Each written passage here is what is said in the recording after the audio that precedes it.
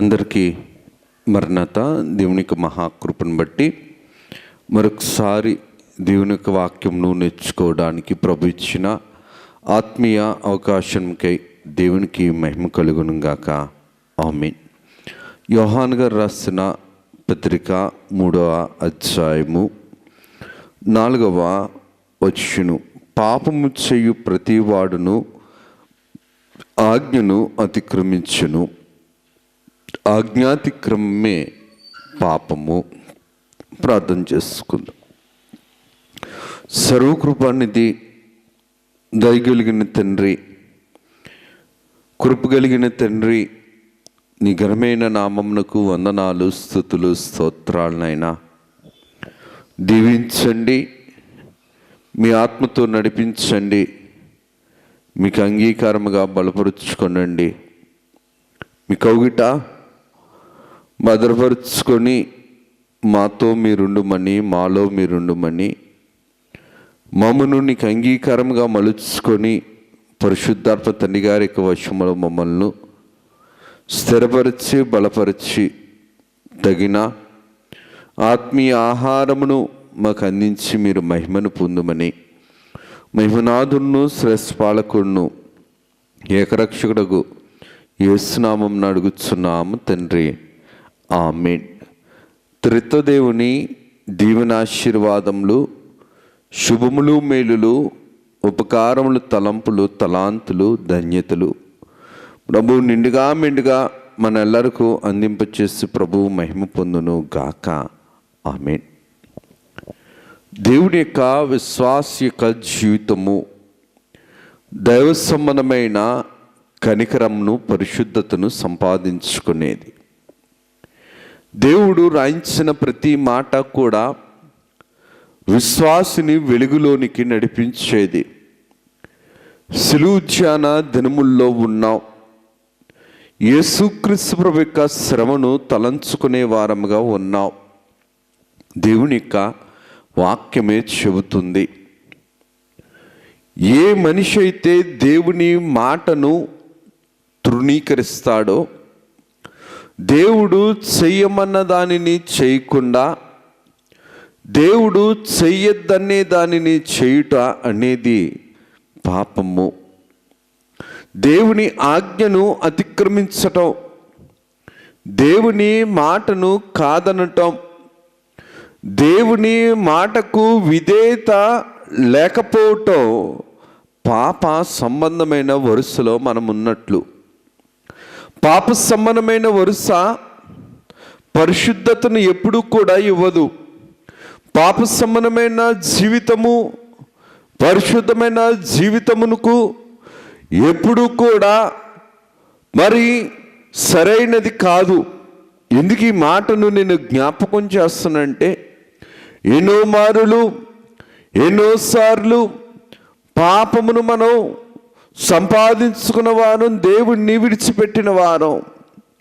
దేవుని విడిచిపెట్టిన మనము, దేవుడి మాటను కాదన్న మనము, దేవుడి మాట ప్రకారము మన విశ్వాస జీవితాన్ని నడిపించుకోలేని మనము దేవుని దృష్టిలో ఎటువంటి వారం అనేసంటే అతిక్రమము చేసిన వారము, దేవుని మాటను మీరిన వారము, దేవుని మాట పట్ల విధేయత లేని వారము, దేవుడి మాటను గౌరవించలేని వారము. అతిక్రమములో విధేయత ఉండదు, అతిక్రమంలో ఓర్పు ఉండదు, అతిక్రమంలో నేర్పు ఉండదు, అతిక్రమంలో లోబొట్టు అనేది ఉండదు, అతిక్రమంలో దేవుని కోసము నిరీక్షణ కలిగి ఉండటం అనేది ఉండదు. దేవుని ఆత్మను, దేవుని యొక్క మాటను దైవ సంబంధమైన ఆత్మతో మనం నడిపించుకోవలసిన వారమై ఉన్నాం. సొంత బుద్ధి ఉండేటప్పుడు, సొంత జ్ఞానము ఉండేటప్పుడు, నైజ బుద్ధి నెగ్గాలి అనేటప్పుడు దేవుని మాటను కూడా మనం తృణీకరిస్తాం. దేవుని మాటను తృణీకరించుటే అతిక్రమము. దేవుని మాటను తృణీకరించి మన ఇష్టము పనులు చేయుటయే అతిక్రమము. అతిక్రమము అపవాది సంబంధమైనది. దేవుని మాటను కాదని దేవుణ్ణి ఆరాధించాలని కోరుకుంది అపవాది. దేవుడికి రావలసిన ఘనత, దేవునికి రావలసిన మహిమ, దేవునికి చెందవలసిన స్తుతి స్తోత్రాలు తనకి చెందాలని అనుకుంది. అందుకనే అతిక్రమానికి రూపముగా మార్చబడింది అపవాది. అతిక్రమానికి స్థానముగా మార్చబడింది అపవాది. అపవాది ఎప్పుడు కూడా దేవుని కాదనేది, దేవుని మాటను కాదనేది, దేవుని ఉద్దేశమును కాదనేది, దైవ క్రమంలో చేరనిది అపవాది.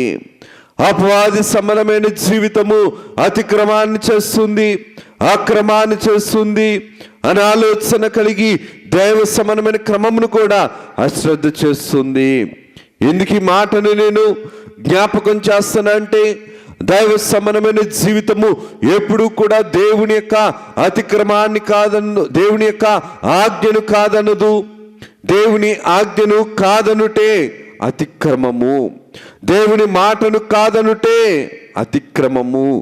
దేవుని చెంతను చేరకుండా సొంత బుద్ధితో పనులు చేయటమే అతిక్రమము. ఎందుకు ఈ మాటని నేను జ్ఞాపకం చేస్తానంటే, దేవుడు కీర్తనల గ్రంథంలోను రోమాపత్రికల్లోను రాయించిన మాట ఏంటంటే, తన అతిక్రమ పరిహారం నొందినవాడు, తన పాపముకు ప్రాయశ్చిత్తం పొందినవాడు, యెహోవా చేత నిర్దోషించబడినవాడు ధన్యుడు అని మనం చదువుకున్నాం. దేవుని యొక్క వాక్య ప్రకారం మనం చూడగలిగితే గనక కీర్తన గ్రంథము 31వ కీర్తన 1వ అధ్యాయము, రోమాపత్రిక 4వ అధ్యాయము 7వ వచనంలో చూస్తే గనక తన అతిక్రమణ పరిహారం నొందినవాడు, తన పాపమునకు ప్రాయశ్చిత్తం పొందినవాడు ధన్యుడు. ఎలాగ పొందుతాం? అతిక్రమం చేసిన మనము పరిహారము ఎలాగ పొందుతాం? తన పాపమునకు ప్రాయశ్చిత్తము నొందినవాడు ధన్యుడు అనేసి చదవబడిన ప్రకారము ప్రాయశ్చిత్తం ఎలాగ చేస్తాం? ఒకటి పరిహారము, ప్రాయశ్చిత్తము. అతిక్రమానికేమో పరిహారము, పాపమునికేమో ప్రాయశ్చిత్తము చేయగలిగే స్వభావము మనలో ఉండాలని అంటే పరిశుద్ధాత్మ తండ్రి గారి యొక్క సిద్ధపాటు మనలో ఉండాలి.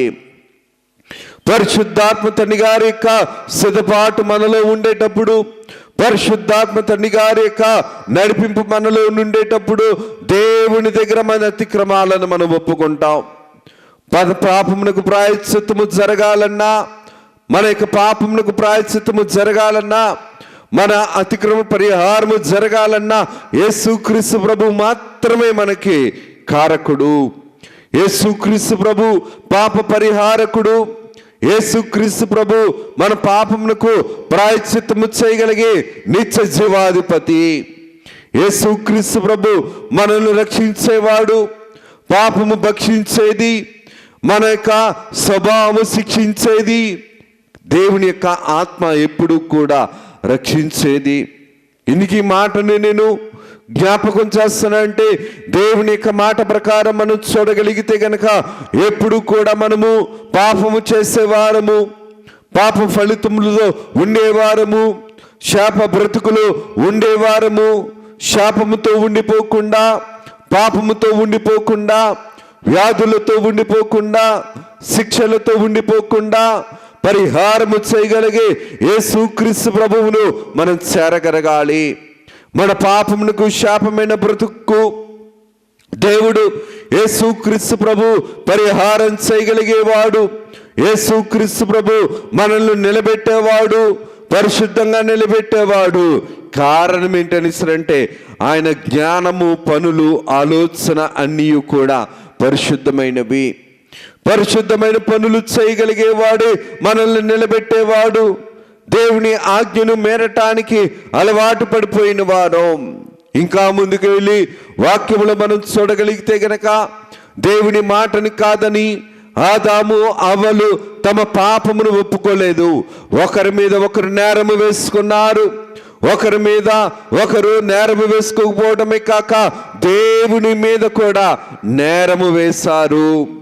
దేవుని మీద నేరము వేయుట, దేవుణ్ణి నేరస్తునిగా చేయుట, దేవుని యొక్క తలంపును, పనిని విలువ తక్కువగా చూడుట అతిక్రమము. దేవుని ఆజ్ఞను వక్రీకరించడం అతిక్రమం.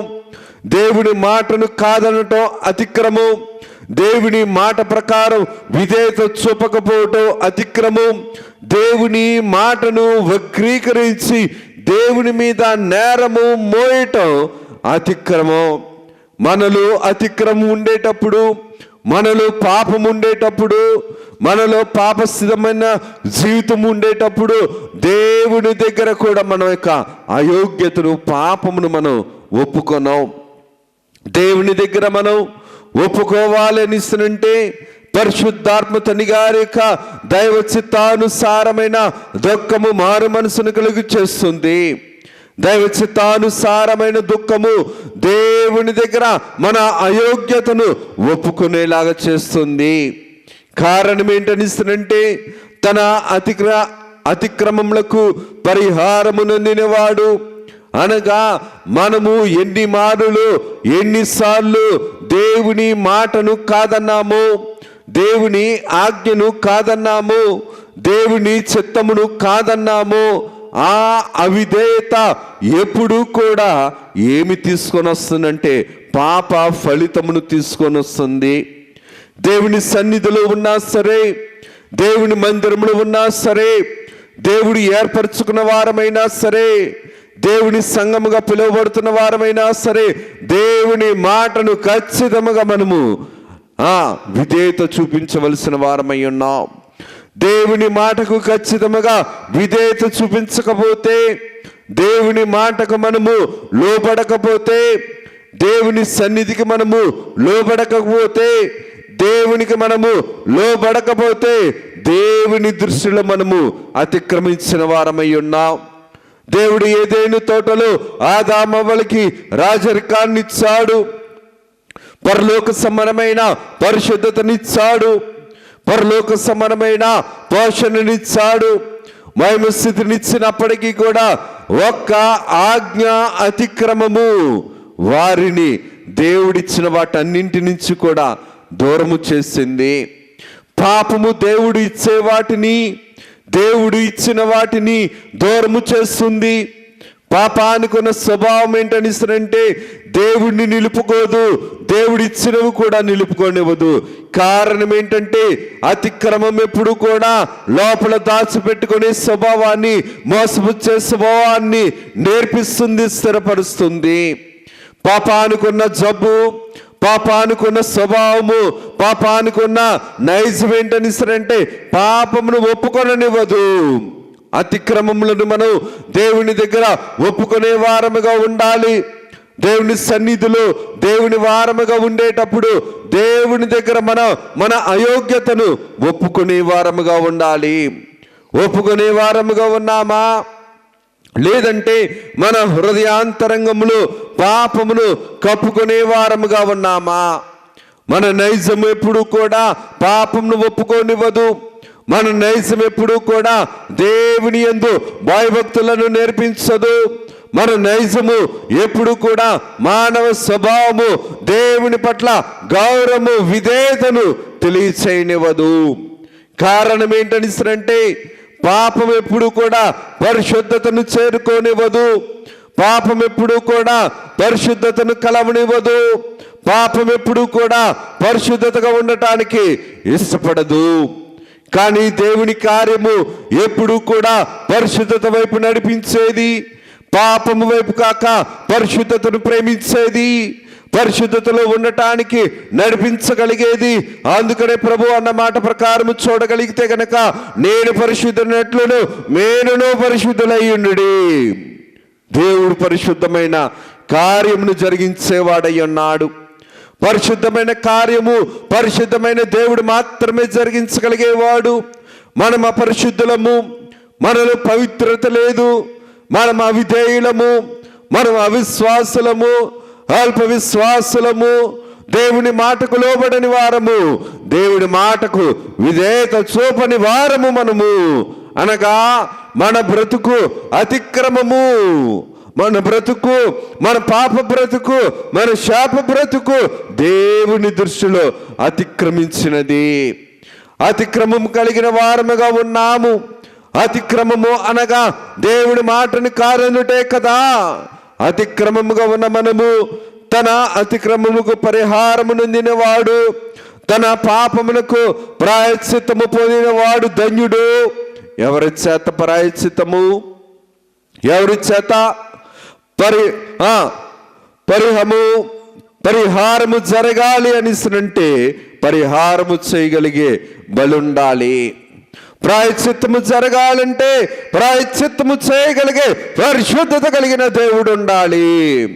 ఏ స్థితిలో మన యొక్క ఆత్మీయ జీవితాన్ని, మన భక్తి జీవితాన్ని మనం సంపాదించుకోగలుగుతున్నాం, మనల్ని మనం పరీక్షించుకోవలసిన వారమై ఉన్నాం. సామెతల గ్రంథం 28:13 ప్రభు రాయించిన మాటను మనం చూడగలిగితే కనుక, అతిక్రమములను దాచిపెట్టుకునేవాడు వర్ధిల్లడు. సులువు దగ్గరికి వచ్చేటప్పటికి మన అయోగ్యత గుర్తు రావాలి.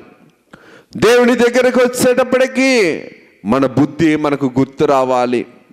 తాగుబోతు వాడికి తాగటం తప్పు అనిపించదు. మద్యం సేవించేవాడికి అలవాటైపోయినప్పుడు అది తప్పు అనిపించదు. అబద్ధము చెప్పేవాడికి అబద్ధము చెప్పడం అలవాటైపోయినప్పుడు అది తప్పు అనిపించదు. మనిషి మోసపోతుండేటప్పుడు, మోసగించేటప్పుడు అది తప్పు అనిపించదు.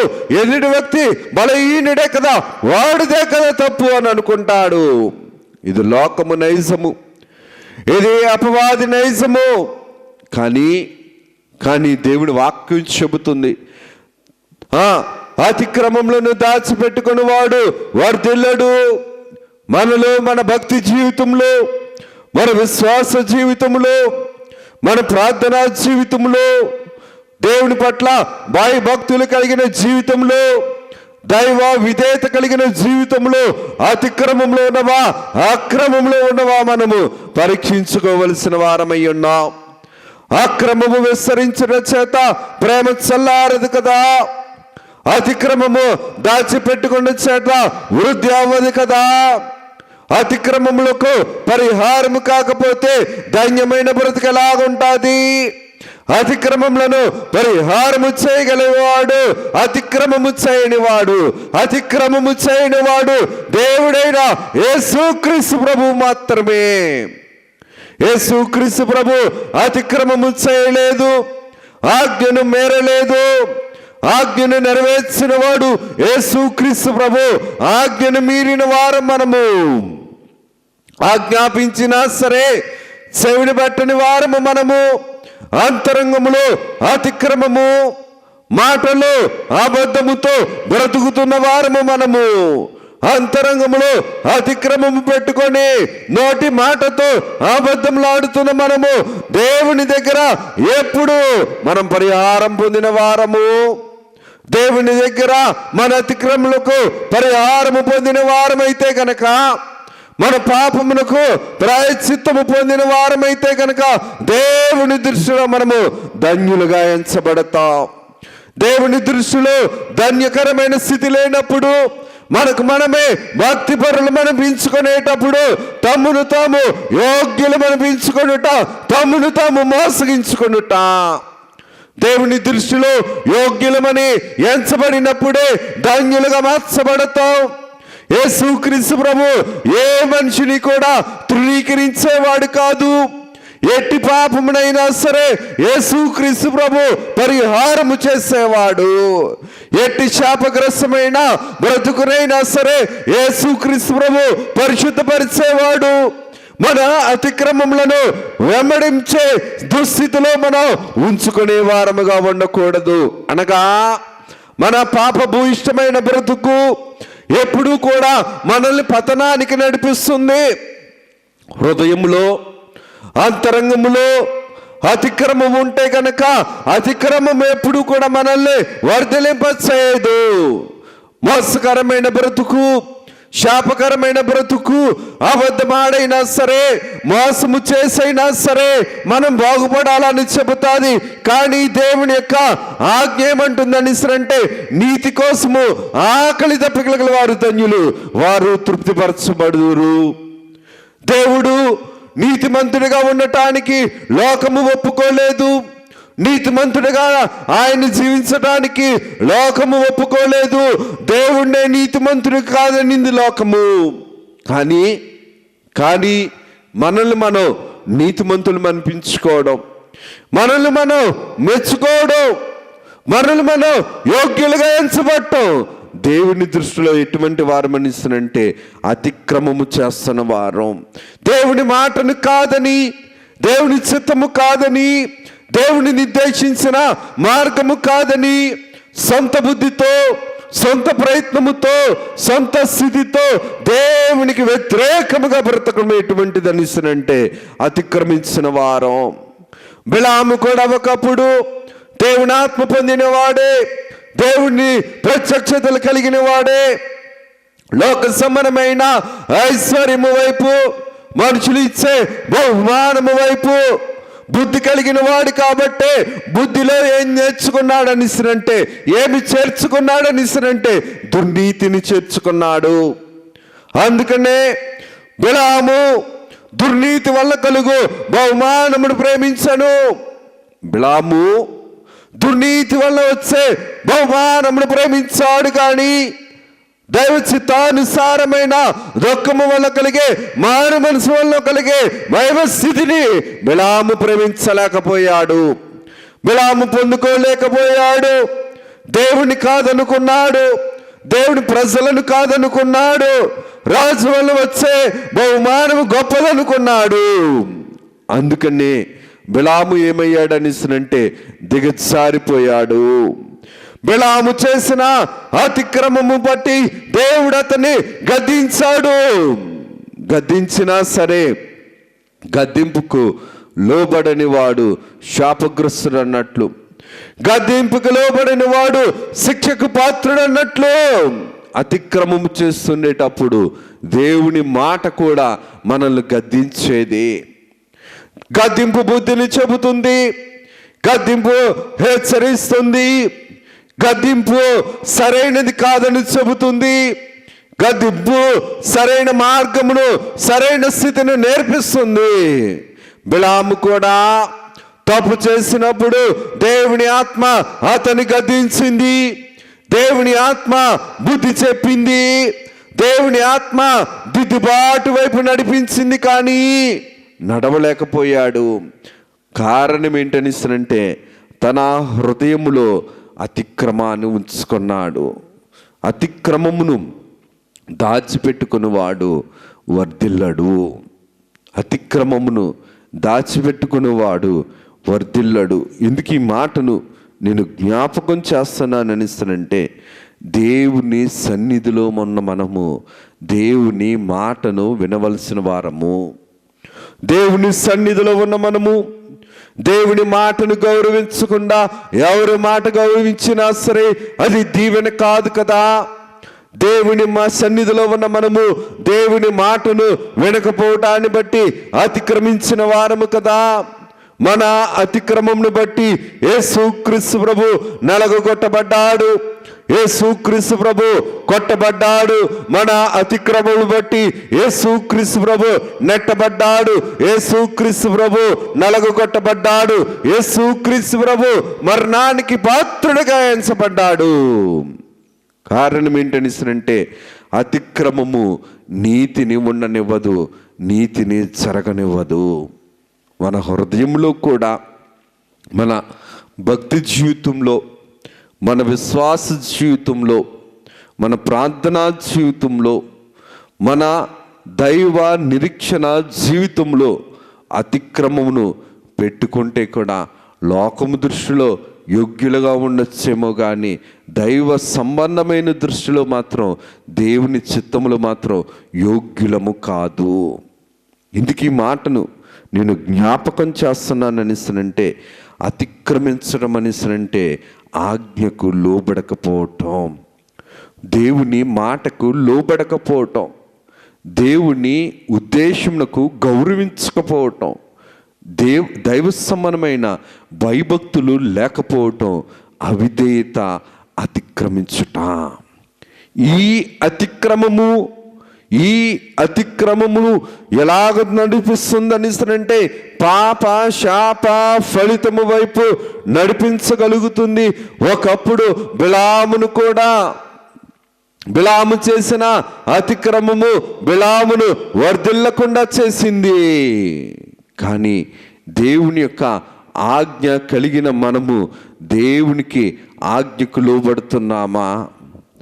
తన అతిక్రమలకు పరిహారము నొందుతానంటే దేవుని మాట ప్రకారము మన స్వభావమును మలుచుకొని దేవుని చెంతను చేరి క్షమించగలిగే యేసుక్రీస్తు ప్రభువు దగ్గరకు మన అపరాధములను మనం ఒప్పుకోవాలి. క్షమించగలిగే దేవుడు యేసుక్రీస్తు ప్రభువు కదా. తప్పు చేసిన వాడు తప్పులను క్షమించలేడు, తప్పులను తీయలేడు, తప్పులను తీసి పరిశుద్ధపరచలేడు కదా.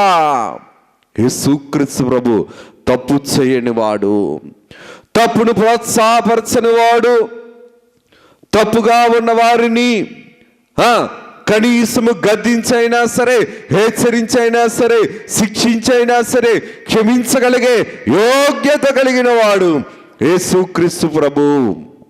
ఇందుకు ఈ మాటను నేను జ్ఞాపకం చేస్తున్నా అంటే అతిక్రమములను పరిహారము చేసేవాడు యేసుక్రీస్తు ప్రభు.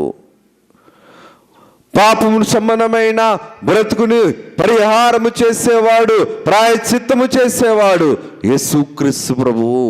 ఈ సిలువ దగ్గరకు వచ్చాం. ఈ సిలువ దగ్గర మన అయోగ్యతను, మన అంతరంగంలో ఉన్న అతిక్రమములను, మన అంతరంగంలో ఉన్న దోషములను, మన అంతరంగంలో ఉన్న అపవాది సమానమైన స్వభావమును దేవుని దగ్గర ఒప్పుకోవాలి. చూడండి, ఆదాము అవ్వలు ఒప్పుకోలేదు, దేవుణ్ణి దూరం చేసుకున్నారు. దేవుడిచ్చిన వాటిని దూరం చేసుకున్నాడు. కయ్యోను ఒప్పుకోలేదు. ఒప్పుకొనని, పాపమును ఒప్పుకొనని కయ్యోను దేవుని దగ్గరే ఒప్పుకోలేదు, దేశదిమ్మరైపోయాడు. ఇస్కరియోతు యోధ ఒప్పుకోలేదు. తన పాపమును ఒప్పుకొనని ఇస్కరియోతు క్షమించే అవకాశం ఉన్నప్పటికీ కూడా అతిక్రమమును హృదయంలో దాచుకున్నాడు. ఏమయ్యాడు? యెజబెలు స్త్రీ, ప్రవక్త అయిన వారు వెళ్ళి దేవుని మాటను చెబుతుండేటప్పుడు అతిక్రమంను హృదయంలో ఉంచుకుంది. ఏమైపోయింది? ఒప్పుకొనని వాడు మరింత గొప్ప పాపి అయి దేవునికి దూరస్తుడగును.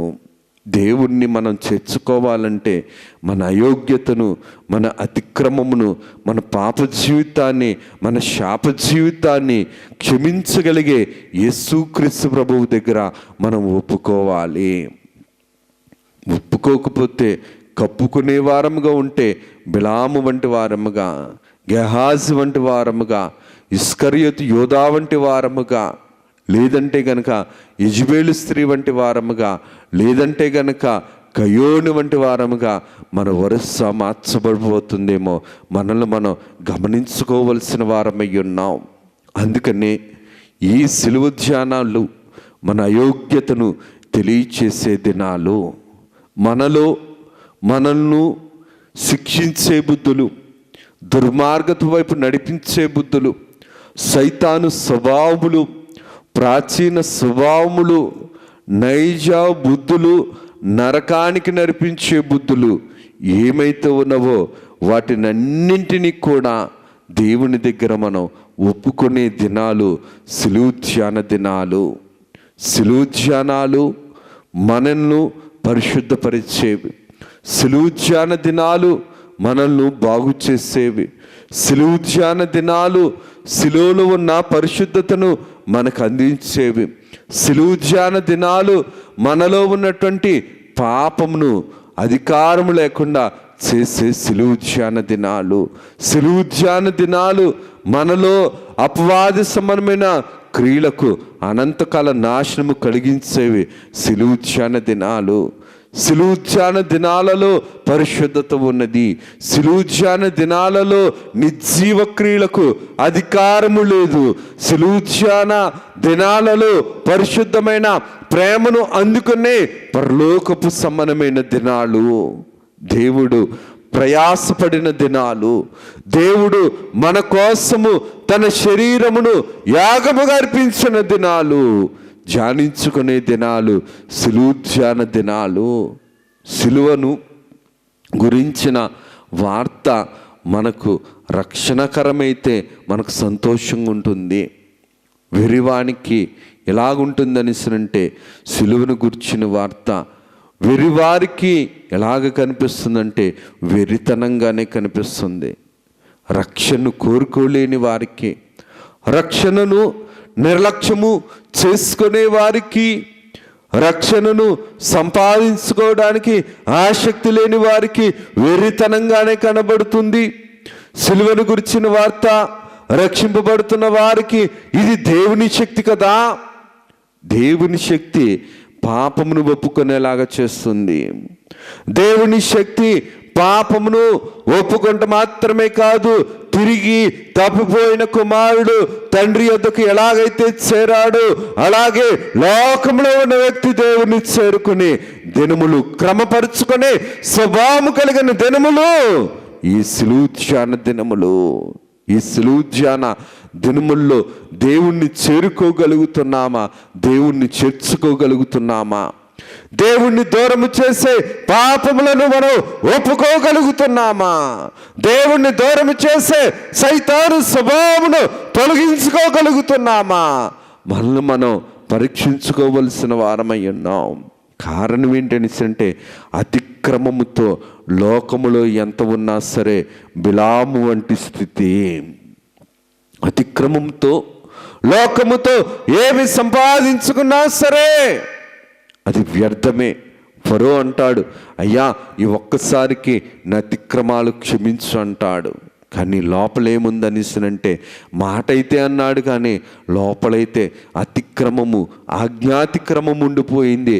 దేవుడు ఫరోకి ఎంత బోధించినా, ఎన్ని ఉపకారాలు చేసినా, ఎన్ని అపకారాలు తొలగించినా సరే ఫరో అంతరంగంలో అతిక్రమాన్ని దాచుకున్నాడు కాబట్టే వర్ధిల్లకపోయాడు. క్షమించే దేవుడైన యేసుక్రీస్తు ప్రభు దగ్గరే క్షమాపణ ఒప్పుకోకపోతే ఇంకెప్పుడు క్షమాపణ దొరుకుతుంది? ఇంకెప్పుడు మన అతిక్రమలకు పరిహారము పొందుతాం? మన పాపములకు ప్రాయశ్చిత్తము ఇంకెప్పుడు పొందుతాం? అందుకనే దినములు చెడ్డవి. చెడ్డ దినాల్లో ఉన్నాం మనం. దేవుని యొక్క కృపను నిర్లక్ష్యము చేయక, దేవుడిచ్చే రక్షణను నిర్లక్ష్యము చేయక దేవునితో మనము సమాధాన పడవలసిన వారము.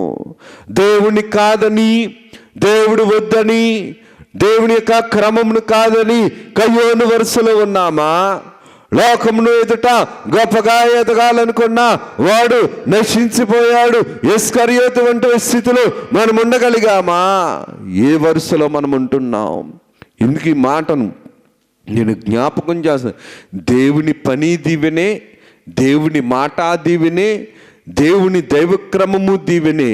దీవెనెప్పుడు కూడా దరిద్రతను రానివ్వదు. ఆయన మన కోసము దరిద్రుడుగా మార్చబడ్డాడు.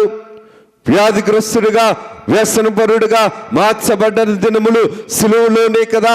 ఈ సిలువలో మనం ఏం విత్తుతున్నాం? ఈ సిలువ ధ్యాన దినాల్లో ఏం విత్తబడుతున్న స్థితిలో మన విశ్వాసాన్ని మనం సంపాదించుకుంటున్నాం.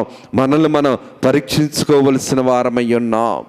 ఎందుకు ఈ మాటను నేను జ్ఞాపకం చేస్తానంటే, దేవుని యొక్క సిలువ పాప యొక్క బలహీనతలన్నింటినీ కూడా తొలగించేది. దేవుని సిలువ పరిశుద్ధ కళనిచ్చేది. యేసుక్రీస్తు ప్రభు యొక్క సిలువ మనల్ని పవిత్రపరిచేది. యేసుక్రీస్తు ప్రభు యొక్క సిలువ ధ్యానము దైవ జ్ఞానము వైపు నడిపించగలిగేది. అందుకనే ఈ సిలువ ధ్యాన దినములను ఏ స్థితిలో మనం జరిగించుకోగలుగుతున్నాం, ఏ స్థితిలో దేవుని యొక్క తలంపు కలిగిన వారముగా మనం ఈ సిలువ ధ్యానములను మనం చేయగలుగుతున్నాం, మనల్ని మనం పరీక్షించుకోవలసిన వారమై ఉన్నాం.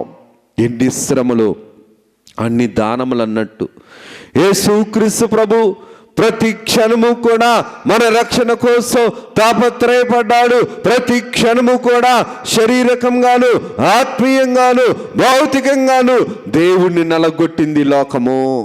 మన రక్షణ కోసం వస్తే లోకములో ఉన్న స్వభావము మనుషులు దేవుణ్ణి అణగదొక్కడానికే ఆశపడ్డారు, కానీ దేవుని దగ్గర నుంచి ఆశీర్వాదం పొందటానికి ఆసక్తి చూపించలేదు.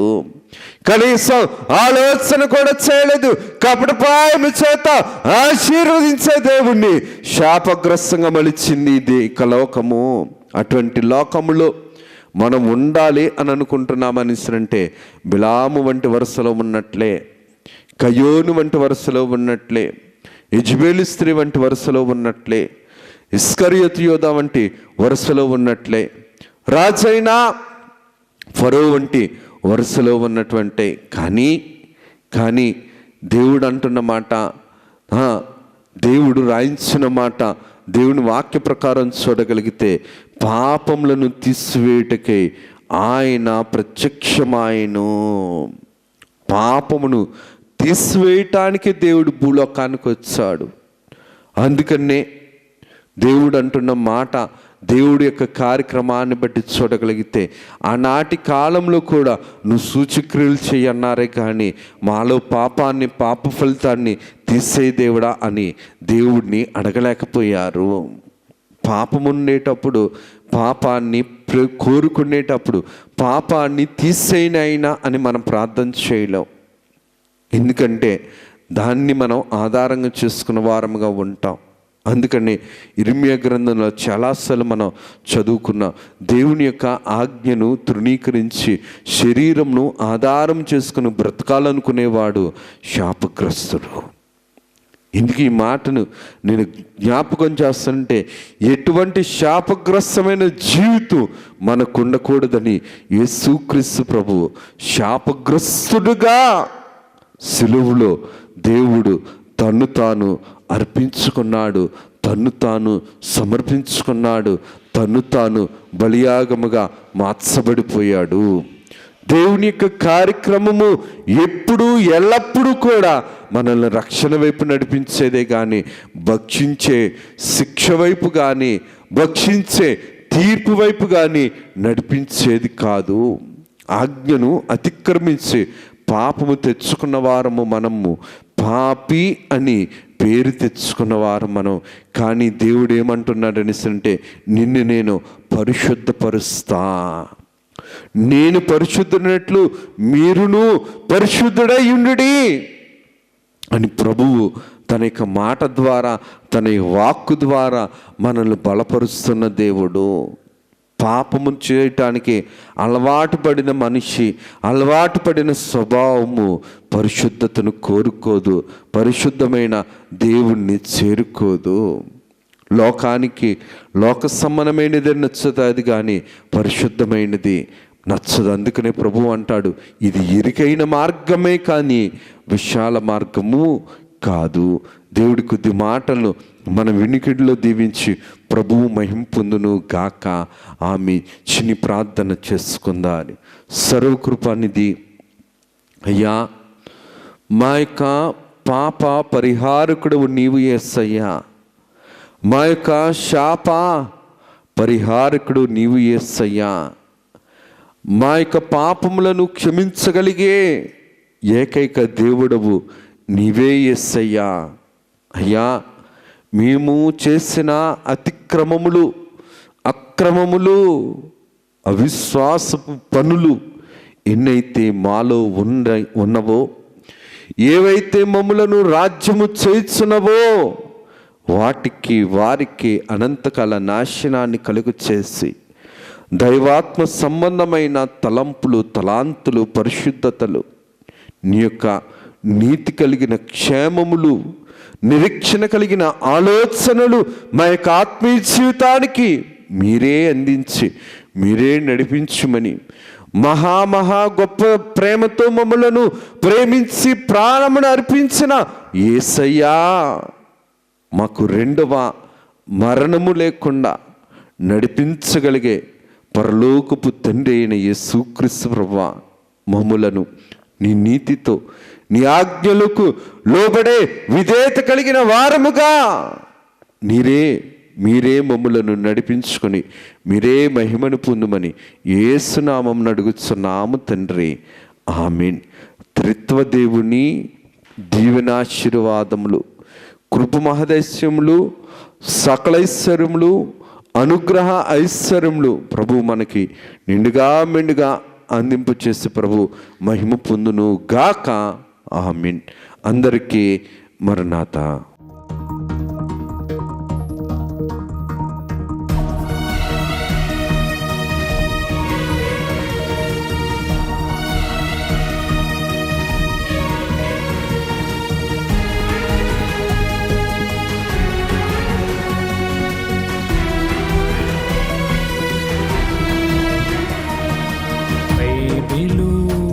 ప్రకటన, బయలుపరచిన ప్రకటన, యేసయ్య ప్రకటన, దాసయ్య ప్రకటన, పరలోక ప్రకటన, పరిశుద్ధ ప్రకటన, యేసయ్య ప్రకటన, దాసయ్య ప్రకటన, పరలోక ప్రకటన, పరిశుద్ధ ప్రకటన.